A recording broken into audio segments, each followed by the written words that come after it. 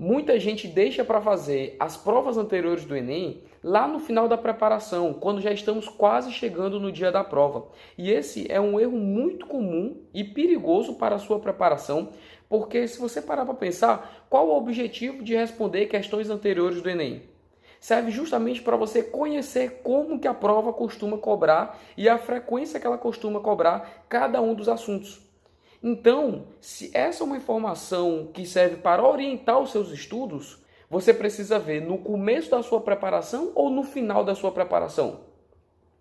Só com isso já fica bem claro o que precisa ser feito, né? Como estamos no começo do ano, vamos pegar um exemplo aqui de bioquímica. Você vai estudar bioquímica. O que você faz? Você assiste uma videoaula sobre aquele assunto para que você tenha uma visão geral daquele conteúdo e aí você já parte para as questões que caíram no Enem daquele determinado conteúdo. Quando você faz isso, você percebe duas coisas. Como que o Enem costuma cobrar aquele assunto e com que frequência. E a partir disso, você pode ter um estudo mais aprofundado daquele conteúdo de uma forma bem mais direcionada.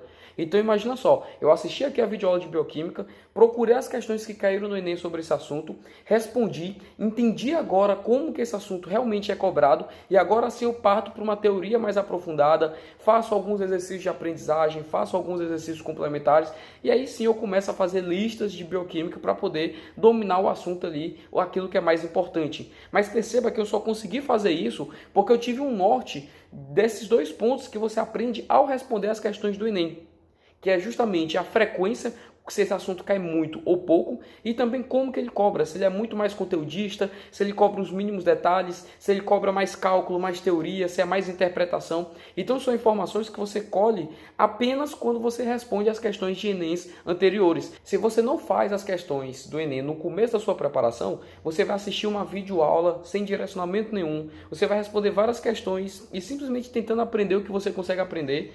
E aí quando chega só no final do ano, próximo da prova, que você vai parar para responder as questões dos Enems anteriores, e aí já não vai ter mais sentido nenhum, porque você já fez a tua preparação.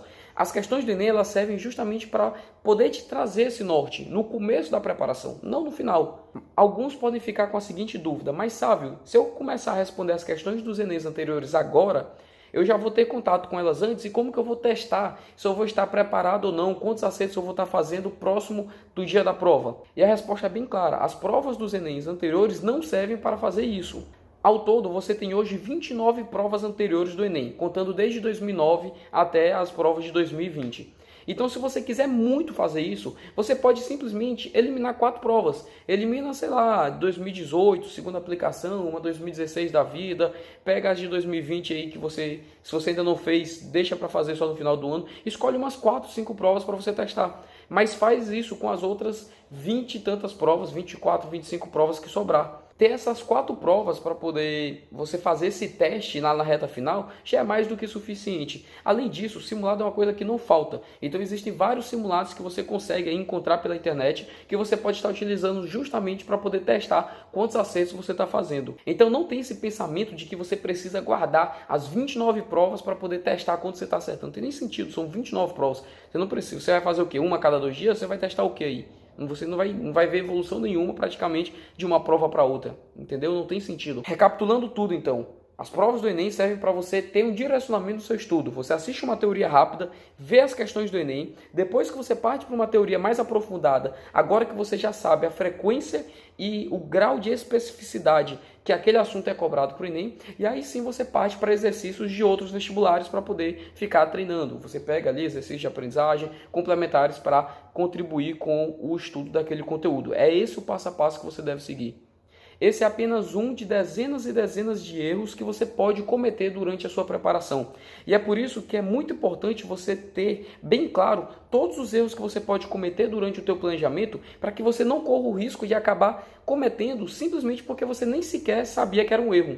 Então, pensando nisso, que eu fiz uma mentoria de planejamento que aborda todos esses detalhes. Se você quer mais detalhes sobre essa mentoria de planejamento, aqui na descrição vai ter meus contatos pessoais, onde você pode falar comigo pelo Instagram, pelo e-mail. Também vai ter um link para um vídeo onde eu falo mais ou menos o que aborda essa mentoria de planejamento. E é extremamente importante que você não cometa erros como esse. Por fim, eu gostaria que você deixasse um comentário se o que falamos hoje fez sentido para você e também que escrevesse sobre qual tema você gostaria que eu abordasse nos próximos vídeos. Eu vou ler todas as mensagens e vou gostar bastante da sua sugestão. Te aguardo aqui nos comentários.